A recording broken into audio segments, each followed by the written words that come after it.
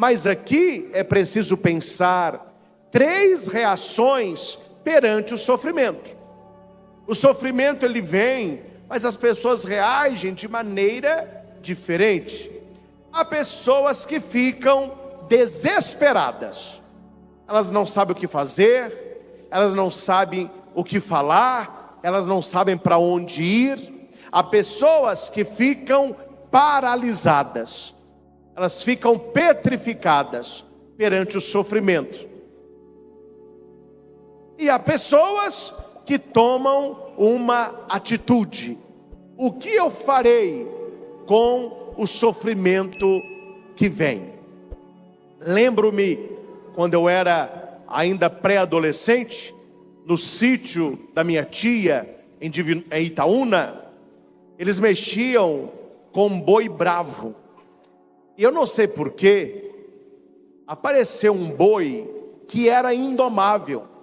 Eles perderam vários funcionários com medo do touro. E ninguém queria comprar o bicho. E o meu tio, chamado Luiz, não queria matá-lo de jeito nenhum.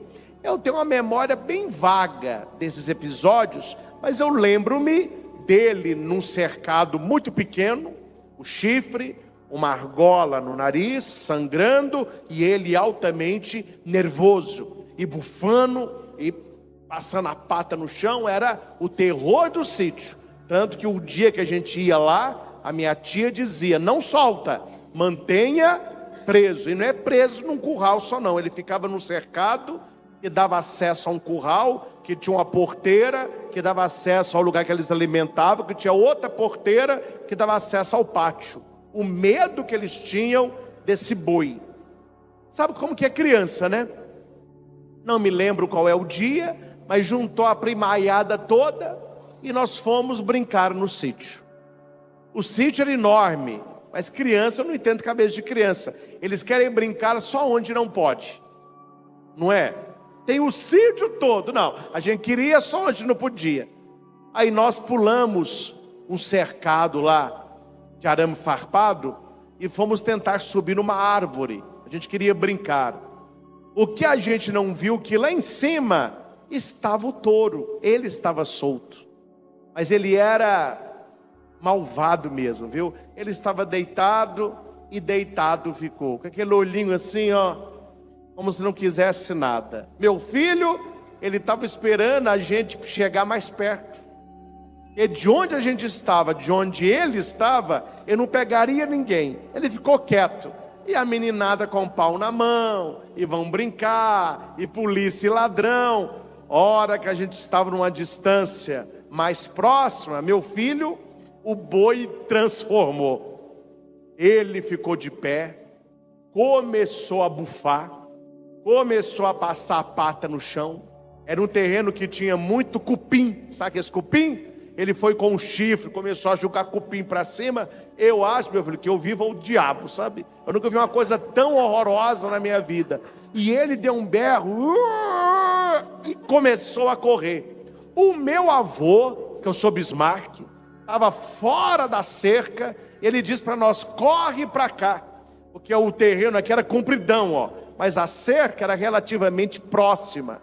Só que os primos, quando viram o boi, tiveram essas 3 reações. Uns ficaram desesperados. Ao invés de correr para a cerca, eles correram para dentro do terreno, que era muito maior. Uns tentaram subir na árvore, a árvore era meio podre, o galho quebrou, a pessoa caiu no chão. Lembro da Mônica e do Cacá, que era o Carlinhos, né, meus primos. Os dois ficaram assim, ó, paralisados. Aí, ó, não andava nem para frente nem para trás. A gente dizia: corre, corre. E o tadinho, Cacá até fez xixi, né? Minha mãe dizia: Cacá quase fez cocô, né? Cacá quase fez cocô e ficou parado. E eu pensava assim, porque eu era o primo mais velho. Eu fiquei tentando ver um pau, alguma coisa, mas eu fiquei desesperado e corri também. Quem nos salvou foi o meu avô. Meu avô entrou, começou a gritar, e a minha tia começou a gritar, e o boi, parece, ele parou assim e tirou as crianças. Eu lembro desta cena como os problemas da vida. Cada um reage de uma maneira. Uns primos saíram gritando, outros saíram rolando na grama, outros ficaram paralisados, alguns pensaram no que podia fazer.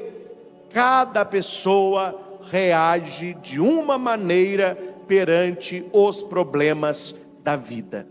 Mas todos nós, sendo um pouco desesperados, que tem gente que ficando paralisado ou pensando no que fazer, você precisa sempre buscar a instrução da fé. Neste momento que o sofrimento bate, é preciso olhar para Jesus, o homem do sofrimento, e aprender com ele qual a nossa reação, qual a nossa atitude. E uma pergunta que talvez vocês nunca pensaram: de onde que provém os nossos sofrimentos? Por que nós sofremos? Segundo Santo Tomás de Aquino, na sua Suma Teológica, os problemas humanos, as nossas tribulações, o nosso sofrimento, ele provém de 3 lugares, 3 circunstâncias. Primeiro, ele provém da nossa humanidade.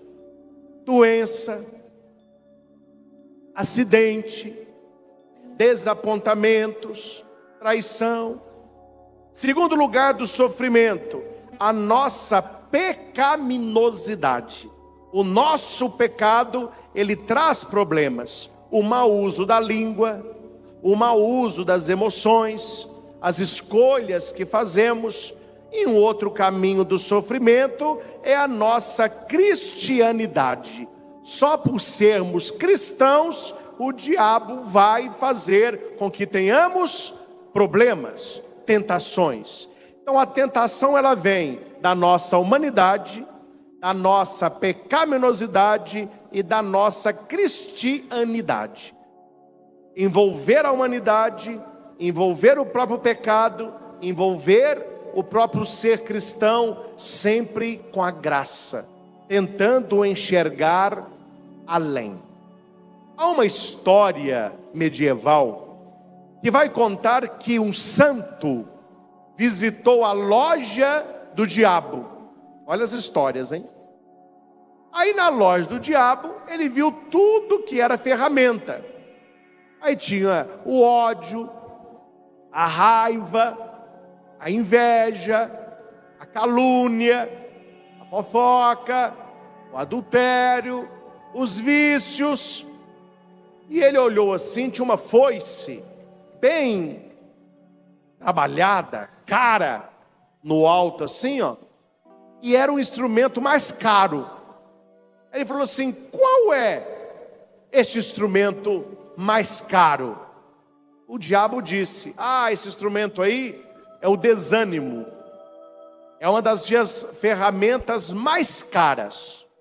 Porque quando eu uso desânimo, a maioria das pessoas não vê que sou eu que estou agindo. Elas acham que o desânimo é normal. A ira, o ódio, o rancor, eles sabem, isso aí é coisa do mal. Mas o desânimo não. Então é uma ferramenta mais cara, porque com essa eu consigo usar todas as outras. Sentido da parábola: o desânimo é a pior coisa que pode acontecer no momento do sofrimento. No sofrimento, não fique desanimado. Diga para quem está do seu lado: afaste o desânimo do seu coração.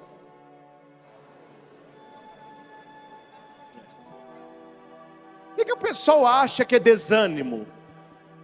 Eles acham que desânimo é isso aqui, ó. Não, pode ser chatice, né? Pode ser preguiça. Desânimo não é preguiça. Desânimo não é momo. A palavra des do latim é não, é sem. Ânimo do latim anima, é vida. Uma pessoa desanimada é uma pessoa sem vida. Muitas pessoas, quando o problema vem, elas perdem o quê? a vida, a alegria de viver. Elas querem ir com o sofrimento. Elas se identificam com o sofrimento. Aqui, permitam-me citar Tiago 1, de 1 a 4.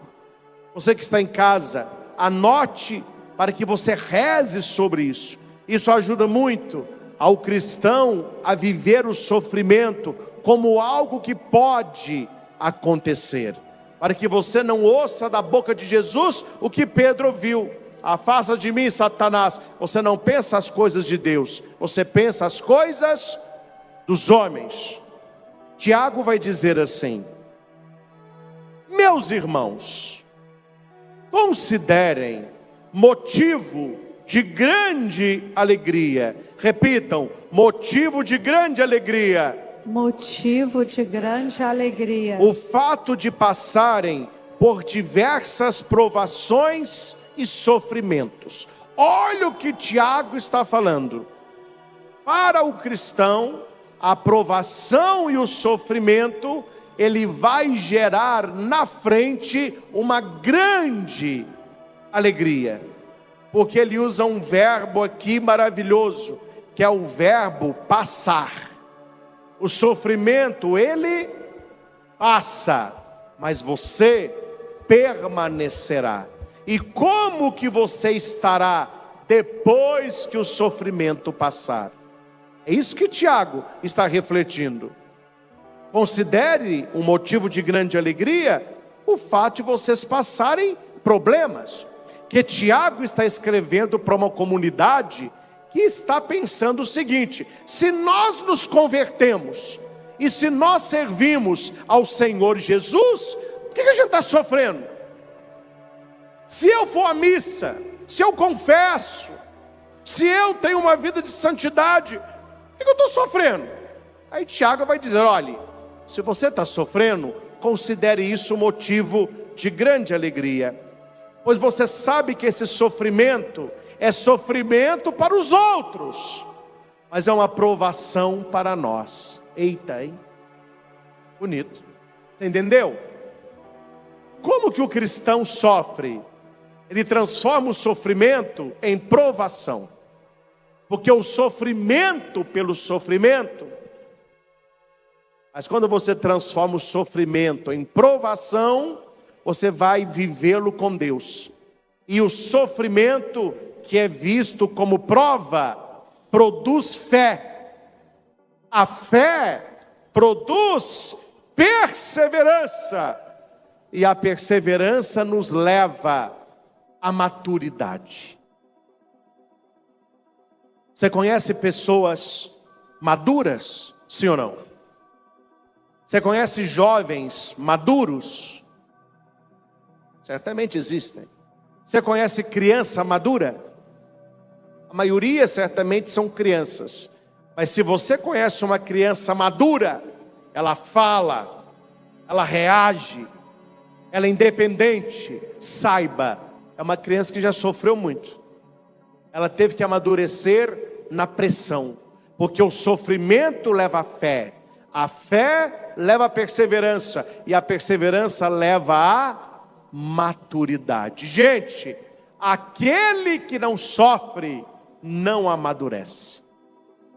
Eu tenho uma pregação, e não a farei aqui, mas que eu comparo a nossa vida com milho. Depois eu posso fazê-la. E eu vou falar que o milho, ele é milho e ele agrada a galinha. Mas ele não agrada o ser humano. Quem é aí que come milho?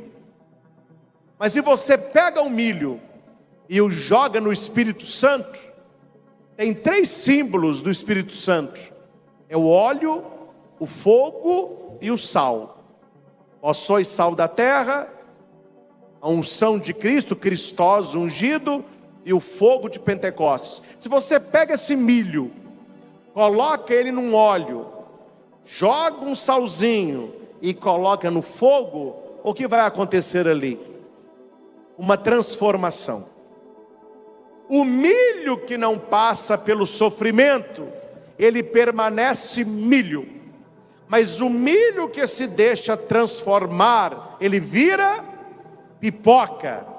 Só que tem milho que é pirracento. Eu não quero sofrimento.